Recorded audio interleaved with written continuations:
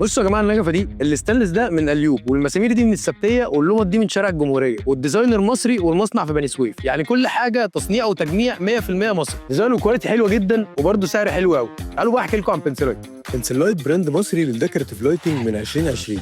من زمان وانا بحب الشغل بتاعهم وبزورهم في تي دي اس وليمر شيك. المره دي بقى انا عايز احكي لكم عن حكايه بنسلايت واوريكم اهتمامهم بالتفاصيل. اول الشيت الاولاني ده بيدخل على عمليه تقطيع الليزر، وبعدين ياخد طبقه نيكل، وبعدين ياخد طبقه فضه، يعدي على مراحل كتير جدا في الطلع عشان نطلع باللون الذهبي اللي انت شايفه ده. احنا بندي ضمان سنه على الكهرباء والالكترونيكس، ولكن على اللون احنا بندي ضمان مفتوح. يعني لو اي حاجه حصلت للون ده في اي وقت العميل بيتواصل معانا بنغيرها. جميع المكونات بالنسبه لنا بنجيبها من مورد محلي، ده ما بيعملش علينا لود ان احنا نستورد حاجه من بره، وفي نفس الوقت بيدينا فرصه كويسه ان احنا نقدر نصدر المنتج ده لاسواق بره، سواء في الخليج او في اوروبا. فريق التصميم عندنا كلهم مصريين، كل حاجه بنعملها من الالف للياء. بنقعد مع بعض، بنرسم الفكره، بنتناقش فيها، بنطلع بحاجه جديده. دي كانت حته ارض فاضيه تماما، بدأنا بنينا وجبنا المكن، قعدنا نعمل بروتوتايبنج ونصنع ونجرب لمده سنه سليمه. بعد كده نزلنا السوق وبقى لينا اسم، بدأنا نبيع اونلاين وفي اكتر من 10 شوروم في القاهره. كل برودكتس بنسلايت هتلاقوها موجوده على الويب سايت، ادخلوا هتلاقوا حاجات هتعجبكم قوي، وكل حاجه هتجيلك لحد عندك.